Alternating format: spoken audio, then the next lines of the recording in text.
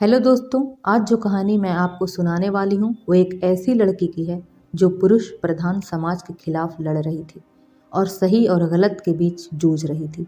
उसकी उम्र महज 22 साल की थी, लेकिन उस लड़की ने अपने बल पर इतनी कम उम्र में बहुत नाम कमाया था। वो जहाँ भी जाती थी महफिलें लूट लिया करती थी। उसकी मौजूदगी से महफिल में रौनक आ जाती थी। उसकी थिरकन लोगों को मदहोश कर देती थी। लोग उसके डांस के दीवाने हो जाते थे। तो हम बात कर रहे हैं हरियाणा की फोक सिंगर और डांसर हर्षिता दहिया की। उसे उसके खूबसूरत और मासूम चेहरे ने रातों रात फेमस कर दिया था। तो ये बात है साल 2017 की। हुआ ये कि 17 अक्टूबर 2017 को पानीपत ज़िले के चमराटा गांव में हर्षिता का प्रोग्राम था। प्रोग्राम खत्म करने के बाद तकरीबन 4 बजे हर्षिता अपने कुछ साथियों के साथ वैगनआर कार से दिल्ली अपने घर नरेला के लिए रवाना हुई। पानीपत के इसराना के नज़दीक रास्ते में काले रंग की फोर्ड वीगो कार ने हर्षिता की कार का रास्ता रोक लिया। फोर्ड वीगो कार में 4 मुजरिमों ने पहले ड्राइवर और हर्षिता के 2 साथियों को बाहर निकाला। आखिर में जब हर्षिता कार में अकेली रह गई तब उन बदमाशों ने उसके सिर और गले में एक के बाद एक 6 गोलियां दाग दी। हर्षिता ने मौके पर ही दम तोड़ दिया। वारदात की खबर लगते ही पुलिस मौके पर पहुंची और लाश को कब्जे में लेकर पोस्टमार्टम के लिए भेज दिया गया। हर्षिता की मौत की खबर सुनकर सभी लोग दंग रह जाते हैं। मीडिया में ये खबर तेज़ी से चलने लगी कि हर्षिता की हत्या के पीछे हरियाणा फिल्म इंडस्ट्री के सुपरस्टार्स का हाथ है, लेकिन सच कुछ और ही था। मामले की तफ्तीश शुरू कर दी जाती है। पता चलता है कि पेशे से सिंगर डांसर हर्षिता अक्सर फेसबुक पर लाइव रहती थी। उसने फेसबुक पर अपनी जान को खतरा बताया था। हर्षिता दहिया का असली नाम गीता दहिया था और वो मूल रूप से पानीपत के नहरा नहरी गांव में रहने वाली थी। अपनी बड़ी बहन लता और अपनी मां प्रेमो देवी के साथ दिल्ली के नरेला में वो रहती थी। हर्षिता 3 बहनें थीं। 2 बड़ी बहनों की शादी हो चुकी थी। हर्षिता के पिता राजकुमार की 6 साल पहले हार्ट अटैक से डेथ हो गई। तब परिवार का पूरा कार्यभार हर्षिता की मां प्रेमो देवी पर आ गया। हर्षिता के पिता डीटीसी में ड्राइवर के ओहदे पर थे। हर्षिता और लता ने अपने पिता की कमी की वजह से अपनी मां को हमेशा मेहनत करके कमाई करते हुए देखा था। जब उसके पिता की मौत हुई तब सिर्फ उसकी बड़ी बहन की शादी हुई थी। बचपन से ही अपनी मां को जद्दोजहद करते हुए देखने की वजह से हर्षिता चाहती थी कि वो जल्दी से बड़ी हो जाए और अपनी मां का सहारा बनकर घर को चलाने में उनकी मदद करे। साल 2012 में हर्षिता की बड़ी बहन लता की शादी दिल्ली के कराला के रहने वाले दिनेश के साथ हो गई। हालांकि जब हर्षिता ने दिनेश के बारे में आस पड़ोस में पता किया तो उसे मालूम हुआ कि दिनेश अच्छा लड़का नहीं है। उसका कई बड़े बड़े गुंडों के साथ उठना बैठना था और वो अपनी बहन को उसे शादी करने से मना भी करती है। लेकिन लता को दिनेश बहुत पसंद था और दिनेश भी लता को पसंद करता था। खैर, उनकी शादी हो गई। शुरू शुरू में तो सब कुछ ठीक था, लेकिन कुछ ही दिन के बाद लता वापस आ गई। उसके शरीर पर चोटों के कई निशान थे। उसने अपनी माँ और हर्षिता को बताया कि दिनेश उसके साथ मारपीट करता है, उसे गालियाँ देता है। दिनेश के साथ साथ उसके घर वाले भी लता के साथ मारपीट और गाली गलौज करते थे। लता उन्हें बताती है कि ये सब बहुत दिनों से चल रहा है। मैंने अपना घर, अपनी गृहस्थी बचाने की बहुत कोशिश की, मगर अब नहीं। अब मैं उसके साथ नहीं रह सकती। 2 साल तक लता अपने पति और ससुराल से दूर ही रही। इस बीच उसका पति कई बार उससे मिलने और लेने आया। हर बार उससे उसके पति की कहासुनी हुई और उनके बीच तनाव बढ़ता रहा। और इन सब का जिम्मेदार दिनेश हर्षिता को समझता रहा, क्योंकि हर बार हर्षिता अपनी बहन के लिए उससे भिड़ जाया करती थी। दिनेश को लगता था कि हर्षिता लता को उसके खिलाफ भड़काती है। और इसी बीच 2014 में एक दिन हर्षिता घर से गायब हो जाती है। हर्षिता की माँ उसे हर जगह ढूंढ कर थक गई, लेकिन उनको अपने दामाद दिनेश पर पूरा शक था, क्योंकि उन्हें भी यह पता था कि दिनेश हर्षिता से चिढ़ता था और दिनेश पहले से ही क्राइम की दुनिया का जाना माना नाम था। उस पर लूट, चोरी और हत्या के 12 से भी ज़्यादा मामले दर्ज थे। इसी वजह से हर्षिता की माँ प्रेमो उसे ढूंढती हुई दिनेश के पास गई थी और वहाँ उन्होंने देखा कि दिनेश हर्षिता के साथ ज़बरदस्ती कर रहा है। प्रेमो देवी ने अपनी बेटी को बचाने के लिए बहुत कोशिश की, पर वो कुछ न कर सकी, क्योंकि दिनेश के 2 दोस्तों ने उन्हें पकड़ रखा था और दिनेश ने हर्षिता को कमरे में बंद कर रखा था। दिनेश ने हर्षिता के साथ दरिंदगी की। उसने उसके साथ गुस्से में ये सब किया था, क्योंकि हर्षिता उससे डरती नहीं थी, हमेशा उसका मुंहतोड़ जवाब देती थी। लेकिन उस दिन वो भी उस मर्द के आगे अपनी असमत बचाने के लिए कुछ न कर सकी। यह सब उसने अपनी पत्नी लता और हर्षिता को सबक सिखाने के लिए किया था। इस मामले के बाद हर्षिता और उसकी मां प्रेमो देवी के द्वारा पुलिस में दिनेश के खिलाफ रिपोर्ट दर्ज करवाई जाती है। पुलिस दिनेश को गिरफ्तार कर लेती है। अभी केस चल ही रहा था कि दिनेश और उसके घर वाले हर्षिता और उसकी मां पर केस वापस लेने के लिए दबाव बनाने लगते हैं और उन्हें धमकाया जाता है कि केस वापस ले लो, नहीं तो तुम्हारे परिवार को ख़त्म कर दिया जाएगा। लेकिन इसके उलट वो तीनों दिलेर औरतें दिनेश की धमकियों से ज़रा भी नहीं डरती और उसके सामने डट कर खड़ी रहती हैं।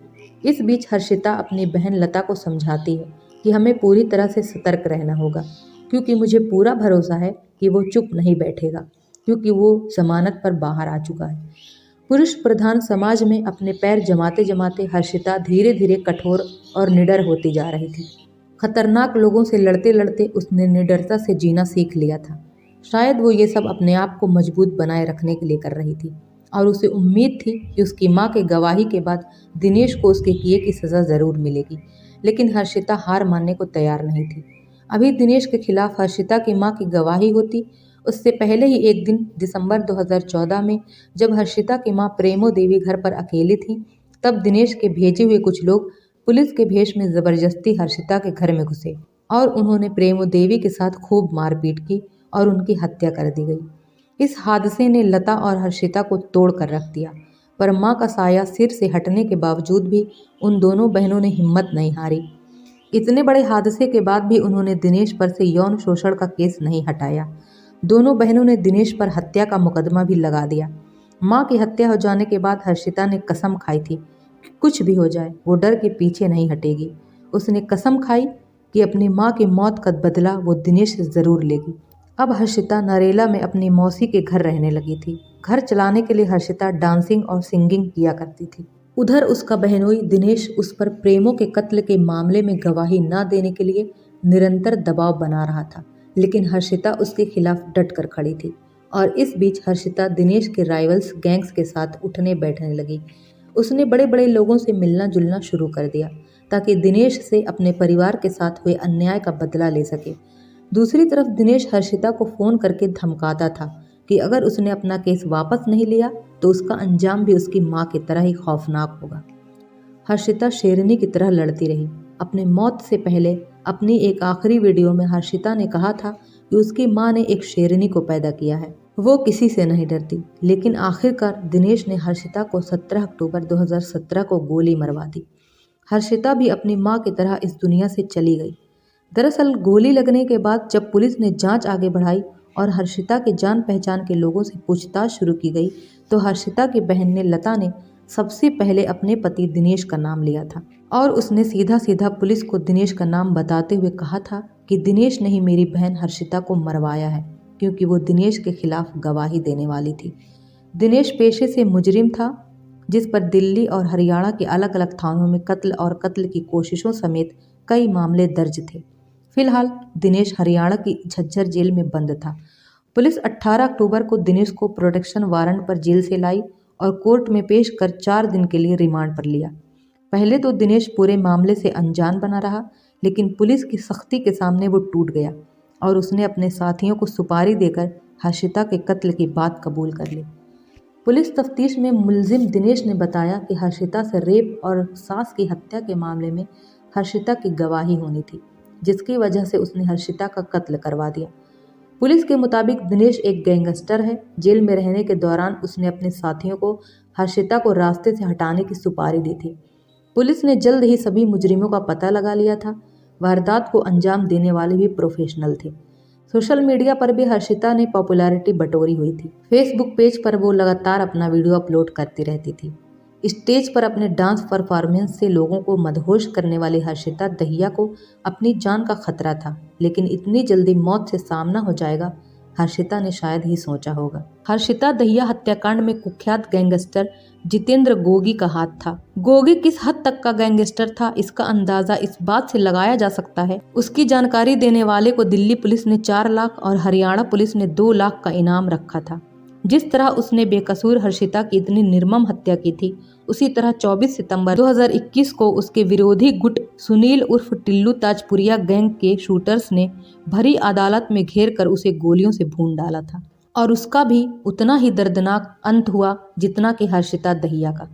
हरियाणा के फोक सिंगर और डांसर अब दुनिया में नहीं हैं, लेकिन बचपन से ही हर मुश्किल का सामना कर अपने दम पर अपना मुकाम बनाने वाली हर्षिता की जिंदगी की कहानी में दर्द ही दर्द था। और शायद इसी दर्द ने हर्षिता को इतना मजबूत बना दिया था कि वो हर दुश्मन से टकराने को तैयार रहती थी। और दिनेश अब अपनी पूरी जिंदगी जेल की सलाखों के पीछे काटेगा। कुछ लोगों को उन लोगों से तकलीफ होती है जो उनकी बनाई गई सोच में फिट नहीं बैठते, लेकिन हर्षिता को इन सब बातों की कोई परवाह नहीं थी।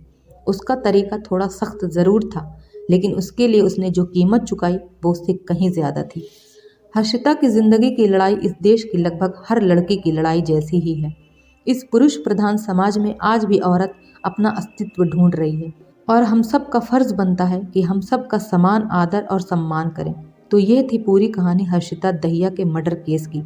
आपका इस केस के बारे में क्या कहना है, कमेंट बॉक्स में ज़रूर बताएं। आपका एक कमेंट हमारे लिए बहुत महत्वपूर्ण है।